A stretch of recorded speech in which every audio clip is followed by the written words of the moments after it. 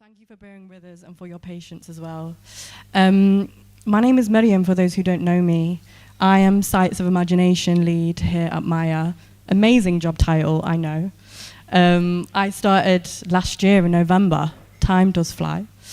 And I think about space and land justice. And at this current moment in time, I'm working on ABUELOS with the team. First of all, Immy, thank you so much for joining when you are knees deep in your Europe travel, looking at all the presidents, literally in a cafe, sitting outside right now. So just thank you for being in this space and journeying with us and just being present with our work always. So I'm going to hand over very soon. But first, I just want to introduce this piece of research that we're going to delve into and have a lightning talk by Immy. So 3-degree neighbourhood, I have this here. If you don't have one, there are copies around the room with Hersey at the back, so please do grab one. Immy will be speaking us through it through the talk, so have it with you to reference. And this is a research paper by Civic Square and Matter Labs that seeks to understand the current risks of the climate and ecological breakdown under a high emission scenario, so a 3-degree warming. And Immy's going to share this research and what this means in the context of Ladywood, and how this shapes the ways we build and how we collectively prepare for the climate reality we face within our processes. And just to give a bit of a grounding to both of us, we've introduced ABUELOS, based in Ladywood, round the corner from our current art house yard. And in that courtyard in Tube Works, where the future ABUELOS sits, right across that courtyard is a building called the Warehouse, which Civic Square are proposing to turn into a neighbourhood public square, a civic infrastructure to share the skills, resources and tools we need for climate transition. What a lit courtyard. I cannot wait. So without further ado, I'm going to pass over to Immy. We're going to have a bit of a tech transition. Yeah, and then we'll come back and share some thoughts.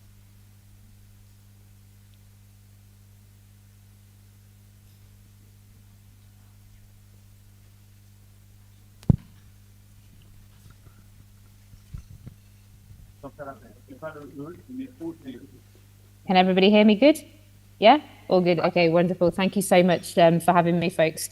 I would really love to be there alongside you all, because I guess, as Mariam said, yeah, what a lit courtyard. But it goes back to this time where we kind of grew up and deepened our ideas together at Impact of Birmingham. And it was like a real honor to be alongside Amara at that time, as she was from incredible work that Maya had already been doing, starting to dream up what ABUELOS, but more importantly, the systemic shifts around the land and economic system could be to support this. So it's amazing to be in 2024. Probably a few years later than any of us would expect. It all takes a bit longer than any of us would expect. It's a real honor to be here today. And so hopefully all around you, you've got some copies of this. There's no doubt what I'm going to talk about and probably the amount of stuff I'm going to share just as a primer is quite big, and it's fairly overwhelming, even for anyone super, super literate in this work. And so, you know, when we get to the end of this talk, hopefully there's a range of different tools, links that I've shared that the team will share with you, the physical copy, and enough provocations for us to have a conversation. It doesn't seek to spend the next 20 minutes or so explaining the entire climate reality. It's a piece of work that seeks to really provoke us to understand the scale and extent of scientific research there is to show where we're at, and how, unfortunately and fortunately, we're being taken for a huge ride as to whether we know what the answers are.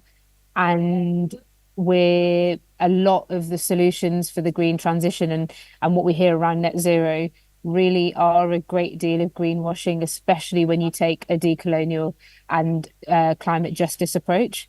And so that was what was really driving us to do this work. We have done it around a range of other publications that are open source, that are situated across the work that we're also trying to do to build on from what we learned at the hub alongside MAIA and ABUELOS to look at what the infrastructure at the neighborhood scale could look like to put neighborhoods and the communities that live in them at the forefront of that transition. Normally I would do quite a lot of framing work, but today I'm going to dive right deep into the research quite quickly. At the heart of our work, the only thing I'm going to say about Civic Square really quickly is at the heart of our work is this question, which is, what if the climate and ecological transition and the deep retrofit of our home streets and neighbourhoods were designed, owned and governed by the people who live there?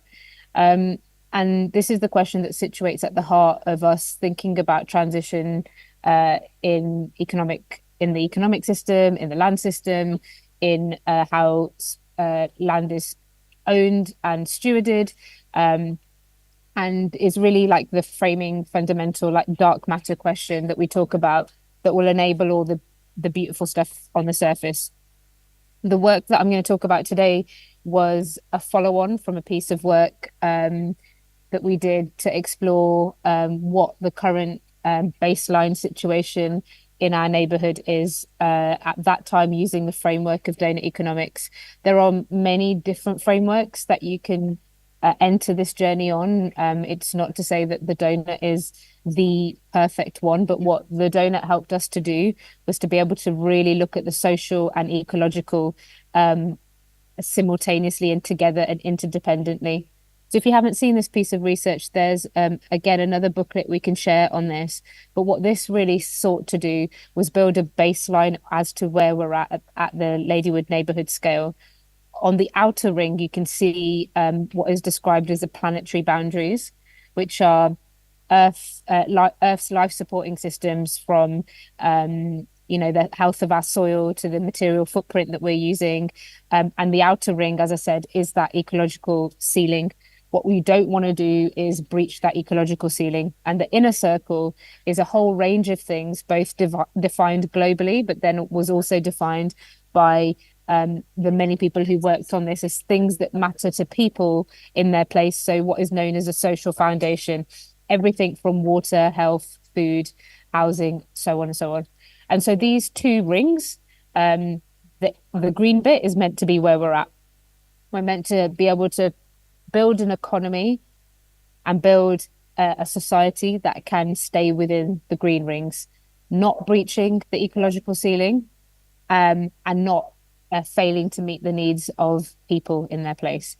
Obviously, you can see from where we ended up after 2.5 years worth of desk-based and participatory research was that we discovered, much like most of the Western rich imperial nations, we are breaching catastrophically our planetary boundaries, and we are failing to meet the needs of people, which you won't need me to tell you about that, from housing to health to equity to energy in terms of people's quality of homes and so on and so on. And so this next piece of work was really building on, well, what the heck do we do? But also there is such a vast amount of climate research, and simultaneously there's such a lot of talk about net zero. But when you look into a lot of these a lot of our net zero strategies, to use a Instagram meme, they're like pretty delulu, right? They don't make sense. They fundamentally don't make sense. And so what we sought to do was build on 3 really big questions that we had. Number one, there's all this global climate research and national research. How do we understand it? How do we understand it in our context? How do we understand it in our neighborhood? How do we understand it at a scale that we're working at? Secondly, there is so much conflicting information about net zero. how do we understand what the truest picture of that is, and how do we try to get beyond that delulu and try and get a straight picture on this? And then thirdly, the question was, what would be the strategies out of this? Now, you'll see as I go through the talk, there's no doubt that the strategies and the design questions and the foundational ideas that have to move us out of this are really, really bold. And so that's why I think that it fits in really, really beautifully with the work of MAIA and ABUELOS, but also just the movement that we've grown up in Birmingham. We are going to need to radically reimagine ourselves, and who best to do that than the artists, the makers, the creatives, the poets. And so it feels like a real honor to talk to you guys about this today. So as Mariam said, we're hoping to be just across the road from this image at the moment doesn't at all incorporate the architectural plans. This was just a architectural plans for ABUELOS. This was just a sort of visualization of how we imagine what could be true. For us, this is really about providing the resources, the tools, the spaces, the knowledge, the connections for the neighborhood to be at the forefront of their own transitions. And those are just some images of what that looks like for us. So I guess the most important thing, and they are just images at this stage, to be really, really clear. What I want to say as a caveat, the most important thing when you see this piece of research is to know that this is not at any scale an advocating of 3 degree, of us reaching 3 degrees. 3 degrees will be even more catastrophic for the global south than the last 100 years of climate change and Western imperialism.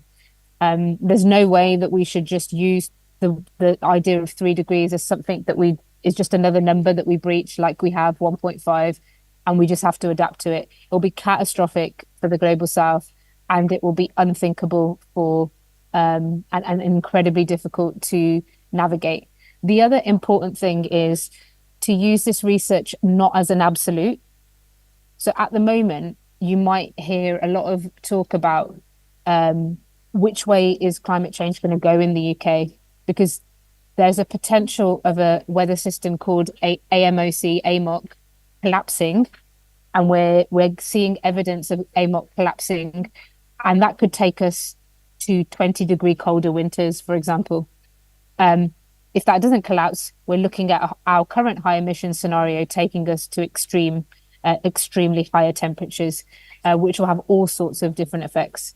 So the important thing here is to not be like, oh, I literally read it exactly like that in 3 degrees and it's going to happen.